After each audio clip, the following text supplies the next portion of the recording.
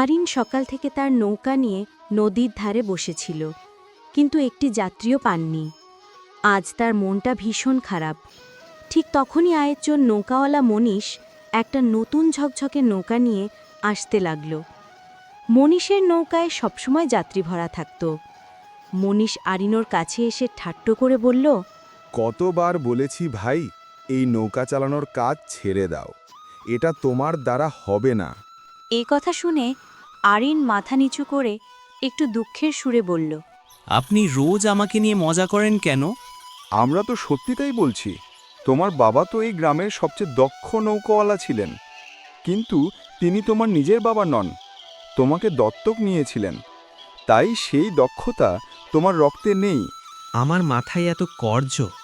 প্রতিদিন কেউ না কেউ টাকা চাইতে আসে, কেউ আমার নৌকায় উঠতেই চায় না, আর তার ওপর আপনি রোজ এসে তিরস্কার করেন।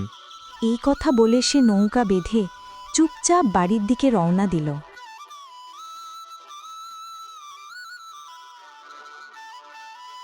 বাড়ি পৌঁছাতেই তার স্ত্রী মিনা জিজ্ঞেস করল, আজও কি খালি হাতে ফিরে এলে? কালকের মতো আজও কি কোনো রোজগার হলো না? আমি কি করব? সকাল থেকে বসেছিলাম, একটাও যাত্রী নেই।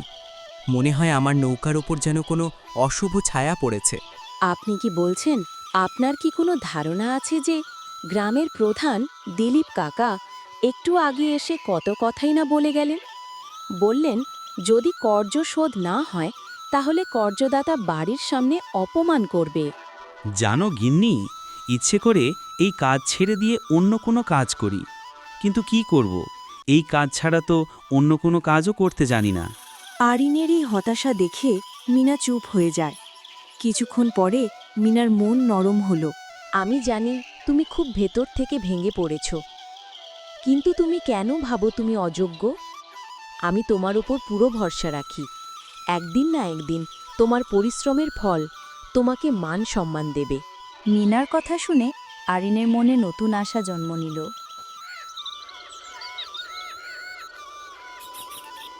পরদিন আরিন আগের মতো নদীর ধারে নৌকা নিয়ে বসল, কিন্তু দুপুর পর্যন্ত একটিও সওয়ারি এলো না। হে ওপরওয়ালা, আজকেও কি আমি একটাও যাত্রী পাবো না? সারাক্ষণ কি এই নদীর দিকেই তাকিয়ে থাকা লাগবে? ঠিক তখনই এক সাধু তপন বাবা এসে বললেন, বাবা, তুমি কি আমাকে শালবন জঙ্গলের কাছে পৌঁছে দেবে? আরিন একটু ভয়ে ভয়ে বলল, মহারাজ, ওই জঙ্গল খুবই রহস্যময়। সাধারণ মানুষ ওই নাম শুনেই ভয় পায়। শুনেছি ওই জঙ্গলে নাকি ভূত প্রেতের আস্তানা। আমাদের মতো সাধুর জন্য সে বিপদ নয়। আরিন রাজি হয়ে বলল, চলুন, আমি নিয়ে যাব, তবে আমি ভাড়া চাইব না। আমার কাছে তোমাকে দেওয়ার মতো কিছু নেই। কোনো সমস্যা নেই মহারাজ, আপনি আমাকে কিছু দেওয়া লাগবে না। আপনি শুধু এসে আমার নৌকায় বসুন। তারা দুইজন নৌকায় বসতে নৌকা চলতে শুরু করল।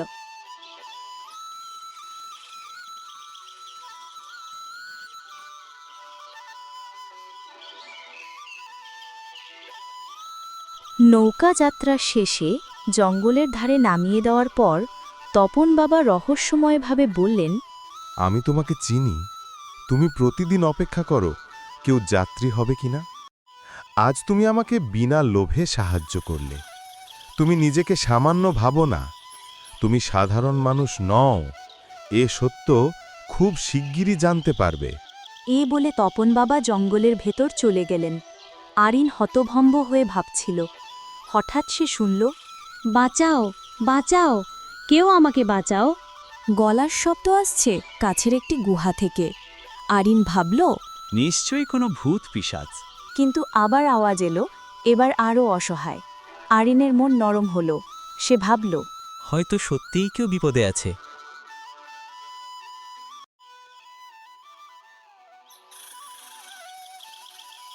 সে গুহার দিকে গেল।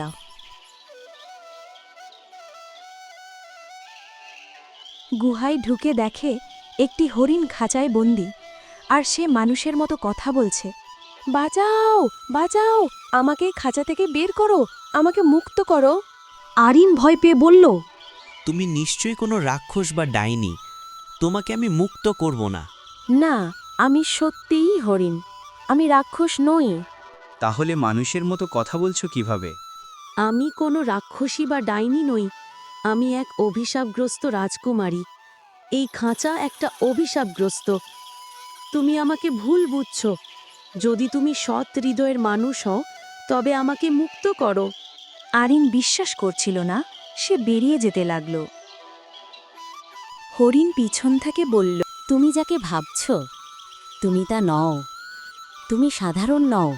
আমি জানি তুমি কে। এই কথা শুনে আরিন অবাক হয়ে ভাবল, সাধুও একই কথা বলেছিল। তার মানে সত্যি কি একটা রাজকুমারী?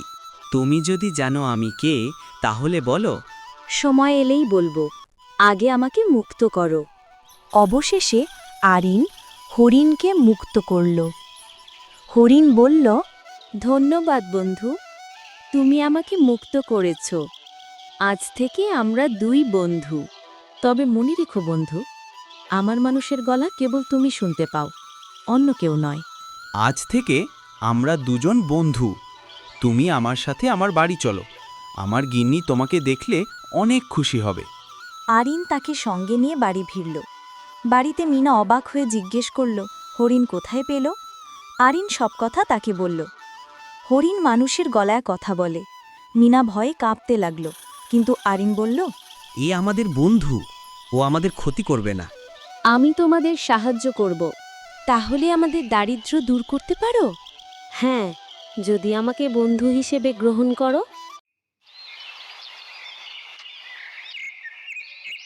পরদিন সকালে আরিন বলল, বন্ধু, আমাদের দারিদ্র্য দূর করার উপায় বলো।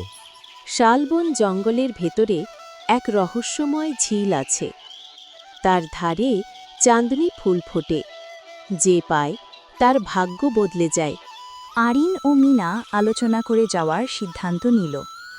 তিনজন রওনা দিল।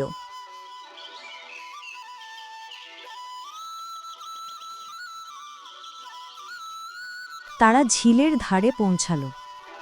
হঠাৎ ধোঁয়া থেকে এক ভয়ঙ্কর রাক্ষস উত্থান করল। তোমাদের কত বড় সাহস! তোমরা আমার এখানে এলে? আজকে তো তোমাদের সবাইকে চিবিয়ে খাবো। এই রাক্ষস, তুমি নিজেকে কি খুব বুদ্ধিমান মনে করো? তাহলে আমাদের সাথে বুদ্ধির লড়াই করো। যদি তুমি তোমার জ্ঞান দিয়ে আমাদের হারাতে পারো, তাহলে আমাদের মেরে ফেলো। আমি জানি তোমরা আমার এখানে ফুল নিতে এসেছো। আগে আমার প্রশ্নের উত্তর দাও, তারপর ফুল নিয়ে যাও। প্রশ্ন 1, কি এমন জিনিস যা না দেখে সব দেখে, না বলে সব শোনে? প্রশ্ন 2, কি এমন জিনিস যা প্রতিদিন ভাঙে, তবুও কাউকে আঘাত দেয় না? আরিন একটু ভেবে উত্তর দিও। প্রথম প্রশ্নের উত্তর হল মস্তিষ্ক, আর দ্বিতীয় প্রশ্নের উত্তর হল ভোর বা সকাল। আজ পর্যন্ত কেউ উত্তর দিতে পারেনি। তুমি নিতে পারো ফুল। সে অদৃশ্য হয়ে গেল। হরিণ বলল, এখন আমাকে মুক্ত করো। আরিন ফুল তুলে বলল, আমি চাই এই শ্রাপিত হরিণ তার আসল রূপে ফিরুক। হরিণ মুহূর্তেই এক রাজকুমারীতে রূপান্তরিত হল। সে আরিনের কাছে এসে বলল, ভাই, তুমি আমার বড় ভাই। আরিন বিস্ময়ে বলল, আমি তো সাধারণ মানুষ, আর তুমি তো একটা রাজকুমারী। ঠিক তখনই তপন বাবা হাজির হলেন। তিনি বললেন, না আরিন, তুমি সাধারণ নও। তুমি রাজা কমলেশের প্রথম সন্তান। ছোটবেলায় ডাকাতরা তোমাকে চুরি করে জঙ্গলে ফেলে যায়। তখন একজন জেলে, মোহন, তোমাকে বাড়িতে নিয়ে নিজের সন্তান বানিয়ে বড় করেন।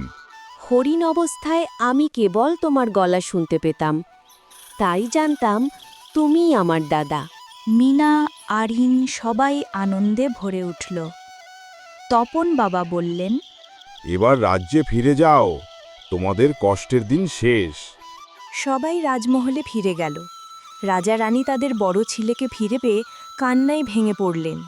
রাজ্যে উৎসব শুরু হলো।